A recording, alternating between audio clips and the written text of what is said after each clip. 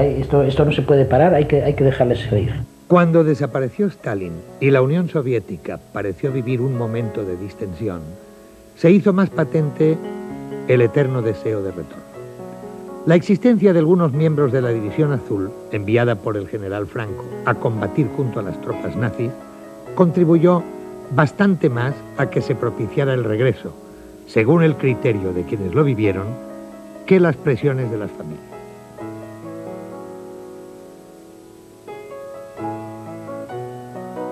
El gobierno franquista estableció hacia 1956 una delegación para repatriados. Los primeros llegaban a la costa española el día de Navidad de aquel año. La sexta expedición, que salió en tren desde Moscú hasta Odessa, embarcó apenas con lo puesto a bordo del buque Crimea, fletado por la Cruz Roja Soviética.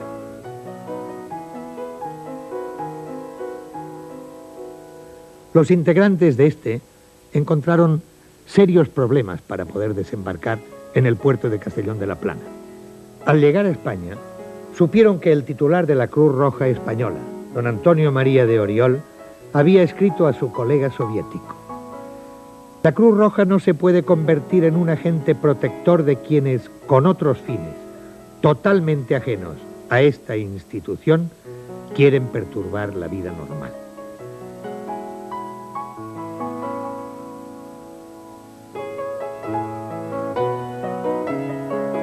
Al principio estábamos bastante controlados, nos llevaban ya sabe, la policía. A Madrid, nos llamaban muy a menudo a Madrid a la policía a preguntarnos cosas sobre nuestra vida allá, sobre lo que habíamos hecho, lo que no habíamos hecho, y en fin, nos llamaron unas cuantas veces y, por ejemplo, no nos dejaban salir de España, no nos daban pasaportes para salir.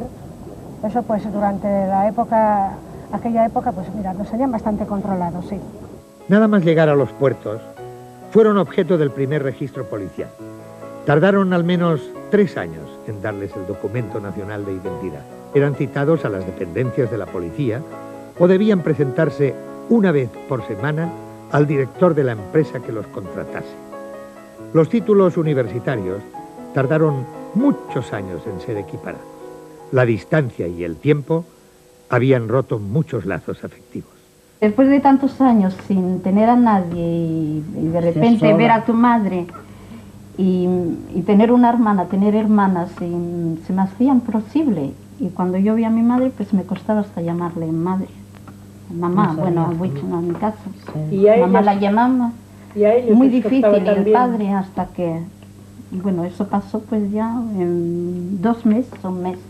Ya salía un poco más tranquilo, pero al primero costó mucho. Hombre, claro que sí. No, pues yo vi 3 veces a mi madre, bueno, desde el 61, y yo creo que no la llamé nunca, mamá. ¿No la llamaste? No. Fue un caso raro, porque mi hermana, cuando me encontré con ella, en fin, se tiró a mí encima, casi me tira de un salto para abrazarme, ¿no? Y casi no lo sujeto. Muy emocionados, y yo no, yo muy así, muy más frío, ¿no? No sé por qué. Y con la madre pasó lo mismo. Mi hermana, muy buena mujer, ¿sabes? Me la quiero mucho. Luego cuando lo conocí, pues me gustó mucho. Cuando vino mi mujer de Asturias para encontrarnos en Santander, ella, que la vio en el autobús, empezó a saltar de emoción y dice: mírala, ahí está. Y casi lloraba, o lloraba, no me acuerdo bien. Todo emocionada, que ahora va a ser el encuentro. Ahí está la madre, y ella saltaba y todo de emoción, ¿no? Y cuando sale la madre, yo pues veo a una mujer así casi desconocida, que la conocía un poco por las fotografías, pero no. Y me quedo mirándola así, a unos 2 metros de distancia. Y ella no se acerca y yo tampoco. Y luego ella me dice: ay, Dionisio, cuántas ganas tenía de verte. Entonces yo me acerco y le salió una lágrima, sí, pero ella también se puso, ya que a mí me salía de esta forma, pues ella también se quedó un poco así, bastante quieta, ¿no? No sé cómo decirlo. Bueno, luego nos abracemos Yo no, sin sentimiento casi, porque hay que hacerlo, ¿no? De los que quedaron, al menos varios centenares, acudieron a la Cuba de Fidel Castro, animados por el deseo de sentirse más cerca de lo español y empujados por una militancia política que nunca perdieron, fueron como cooperantes para desarrollar una ayuda técnica que el nuevo régimen cubano necesitaba. Fue un paso más en esta azarosa marcha sin raíces y sin arraigo. Vivieron los primeros momentos y estuvieron en primera línea en la crisis de los misiles. Después de la victoria de la Revolución Cubana en el 59, la Unión Soviética prestó ayuda de los técnicos y asesores militares, puesto que Cuba no tenía ejército, y nos propusieron ayudar a la Revolución Cubana y ir a Cuba para participar en la formación de cuadros. Allí estuvimos, yo estuve trabajando con los asesores soviéticos en la formación de cuadros, más que nada, puesto que yo tenía la carrera terminada, estuve dando clases de electrotécnica y radiotécnica a los jóvenes rebeldes con 3 y 4 grados de formación, enseñándoles la futura profesión que iban a tener, operadores de radares, etcétera, etcétera. Y con el tiempo volvieron a dejar el Caribe y retornaron. Según los casos, sirve también para que surjan nuevas raíces que se alargan por los hijos e incluso por los nietos. Para estos compatriotas, la Unión Soviética es una segunda patria, con todas sus aristas y sus lados brillantes, tanto como los oscuros. Sus hijos apenas hablan español y sus nietos ya ni se lo plantean.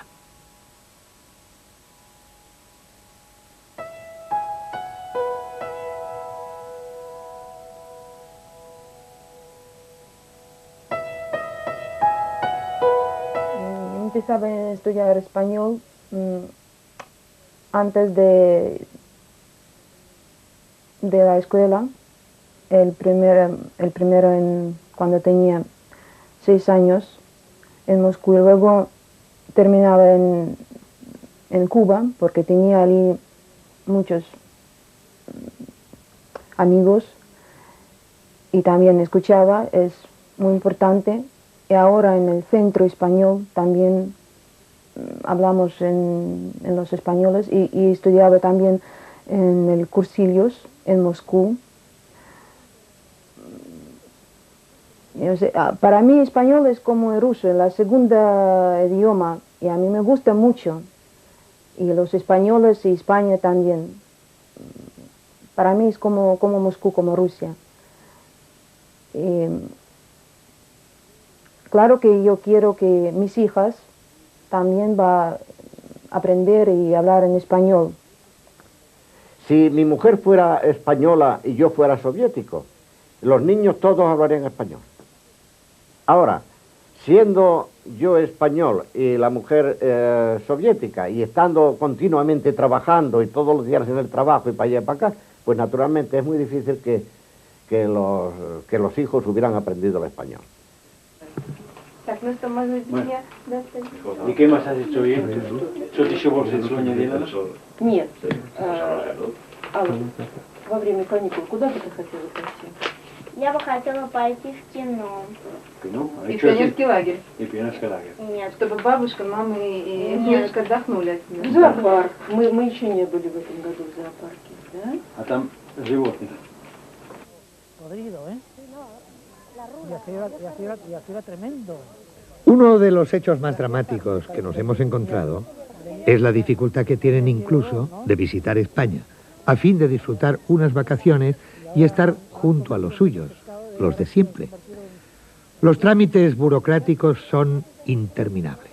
Su precariedad de medios, la escasez de sus pensiones, les acaba convirtiendo en un estorbo para las familias o los amigos.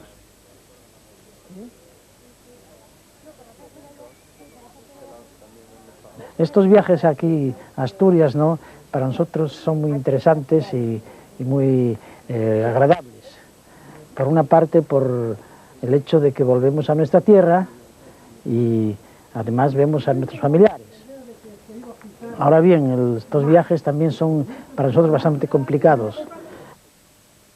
Para la mayoría, la idea de España, de sus paisajes, su vida, sus gentes, sigue presente, inamovible, como un sueño lejano e imposible, a pesar del medio siglo transcurrido.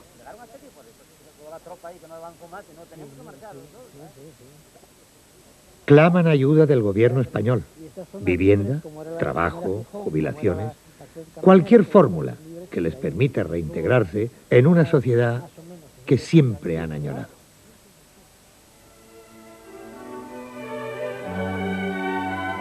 Aunque en el fondo estén convencidos de que ellos son los grandes olvidados y que su sueño no es más que una quimera.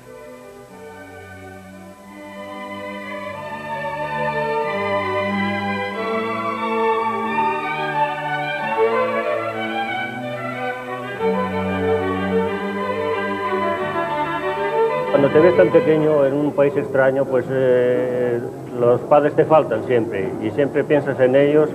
Y desde pequeño yo preguntaba por mis padres, pero luego me enteré que mis padres me reclamaron al terminar la guerra, pero no fue posible regresar en aquellos tiempos.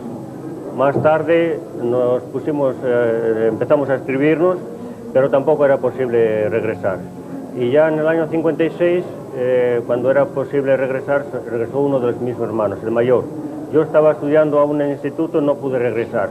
Luego ya se formó la familia aquí y tampoco, pues ya era muy problemático regresar a España.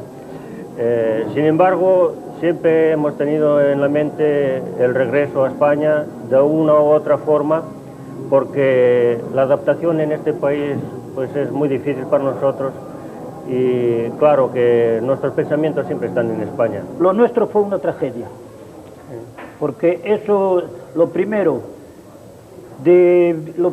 en vivir en un país, no en tu patria. Lo segundo, pasar lo que hemos pasado nosotros, esa guerra, la Segunda Guerra Mundial, que fue muy dura, desde todos los puntos de vista, así como económico y moralmente. Los que han tenido que quedarse son poco más de 800.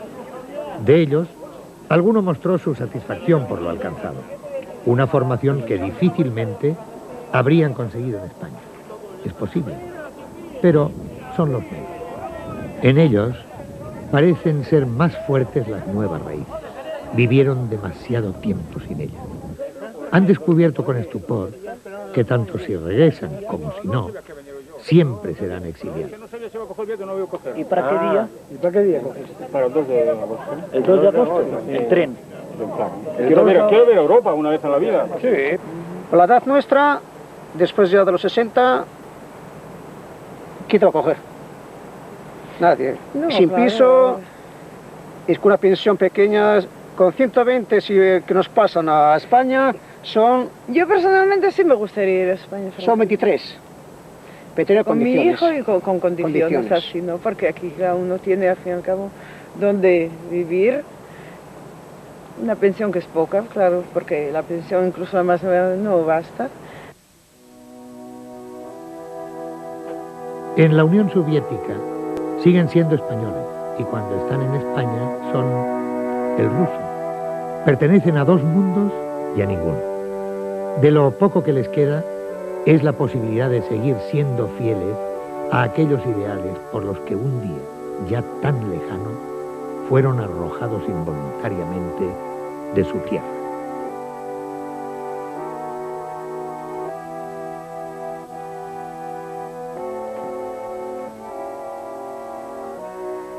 Los niños fueron sin duda las víctimas más inocentes, no solo de la guerra, sino también de este dramático exilio que estamos recorriendo con ustedes.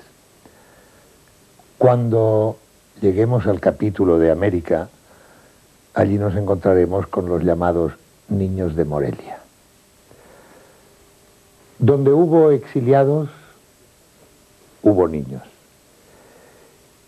Y aunque la causa principal sea común a todos,